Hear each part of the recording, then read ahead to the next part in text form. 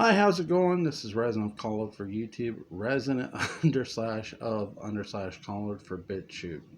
And I'm here to review the movie Alone. And Alone is a thriller about a widow who moves across country. And you're not you don't really know too much about her.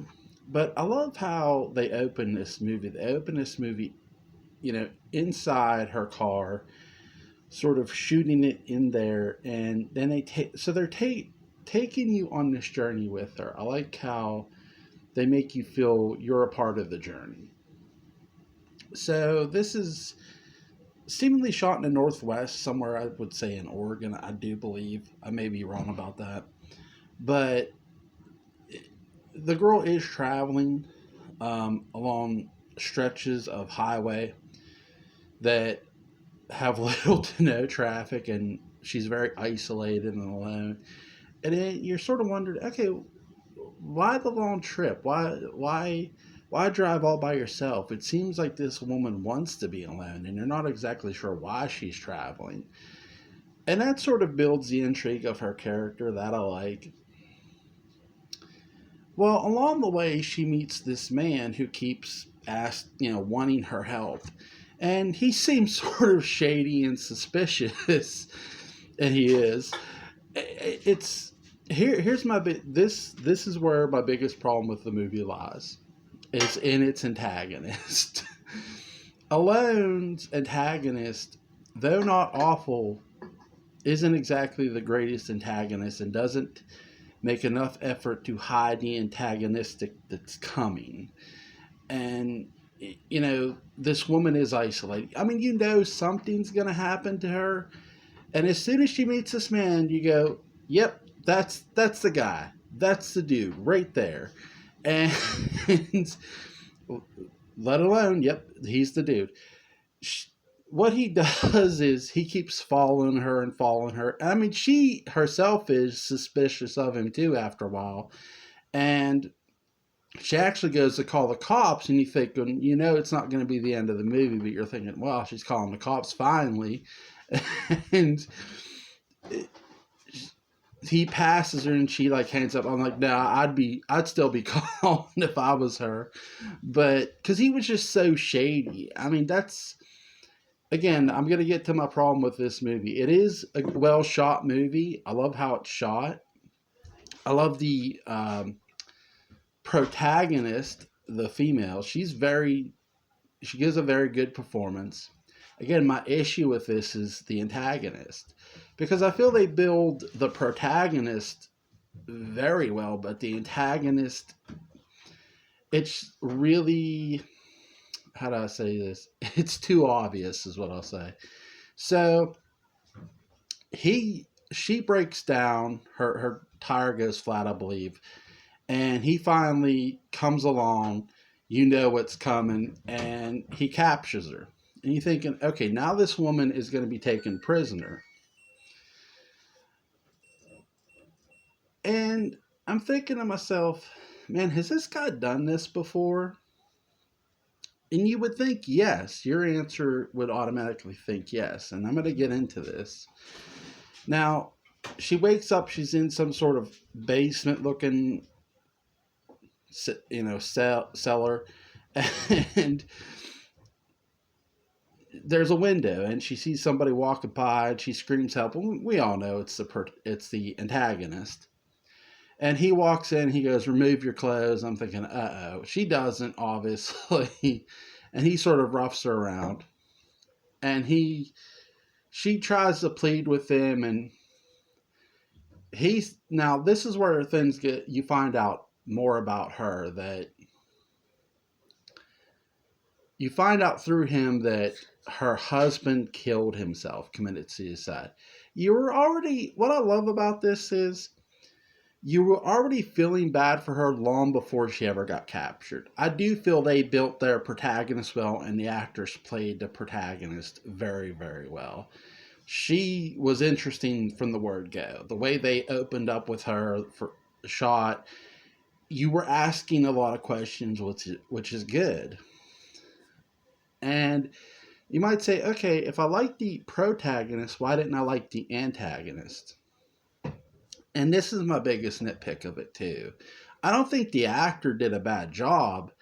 I just feel they made the character way too that they made the character way too obvious. I mean, if you've seen movies like The Hitcher and other movies that are shot in, isolated road places, it was too obvious to predict what was coming next from the standpoint of the protagonist and antagonist up to a certain point, is what I'll say. Like, something's going to happen to this girl once she meets a certain person. And when you see that person, you just know, like, yep, that's the dude. And that's sort of my issue. He was too obvious of a protagonist. And I'm not saying they had to hide that, but I do sort of wish they would have did a better job with guessing who was her protagonist, because it was too obvious. Now, here's my other issue with him. He says he did this before, that she's not the first person he's kidnapped. I'm thinking, okay, I somewhat believe that. Until he made the mistake of leaving the key to the door in the lock. And I'm like, really? Like, you've done this before? that made me not believe him at all. And you might say, well, he's an antagonist, he's supposed to lie, but let me say this, for someone who's done this before, that's very amateur hour for a villain. I feel, again, this movie's partial weak point is its antagonist. Again, not the actor who portrayed him, but the character itself. And I feel because primarily, one, obvious, and two, just the blatant mistake they were making. And I think a lot of the reason the filmmakers were doing this was they had to get her out of that room, so their only answer was for him to make a mistake and leave the key in. And I sort of wish they wouldn't have done that, because she pokes the key out, she gets the key, pulls the key underneath the door, and then obviously unlocks the door and runs out. One of the biggest tense moments is she's hiding in the closet upstairs and listening to his phone call. That I loved, because it was real tense. And then when he goes back down into the basement, she just runs out the house and through the woods. And to me, that's where the movie takes a actual good turn, and because it's now in the woods for the biggest part, the remainder of the movie. This is where they build the tension all back over again. And I sort of wish this movie, instead of being a on-the-road movie, would have been more of a camping movie. This girl just goes camping by herself, because I think it would have been a better film. Again, it's not awful. It's not a bad film in a sense. But because, again, the antagonist is likable, but the protagonist just is too predictable, and you know a lot of what's coming in the early film. And again, you never want to have your protagonist feel like they're dumbed down. And I feel when he left that key in, and I get what they're trying to get her out of that room. Again, I think there was just a more clever way to do it. Maybe she could have picked the lock with something that he didn't know she had. But though, too, in the grain of the film, she did have no shoes on, so he did make her take her shoes off. So maybe that was out of the question. But again, leaving the key in the keyhole was like, really, that's a pretty big mistake to make. It was too obvious, is what I'll say. And that's sort of my biggest issue with Alone, is a lot of the early stuff is obvious. But the later stuff is really, really good. The wood stuff. When she's in the woods and finally she comes across somebody, you're thinking, oh, wow, now she's going to get away. But no, she doesn't. A tree falls down, and she's so paranoid now of him, that's him. And I'm not so sure it was. It could have just been a tree that fell down. And here he comes, and she tries to convince this guy that's his sister. Now, we know different. This to me, in the woods, is where the film picks up. It's really good. It's really tense. It becomes a hunter hunting the hunted. And then it turns on him where she's sort of hunting him without him knowing it. And I love that. Alone is a good movie. It's not awful, but it's not the greatest thing either. Again, I feel the movie could have been not as obvious with their plot ploy from a antagonist standpoint. The protagonist was done beautifully and really well.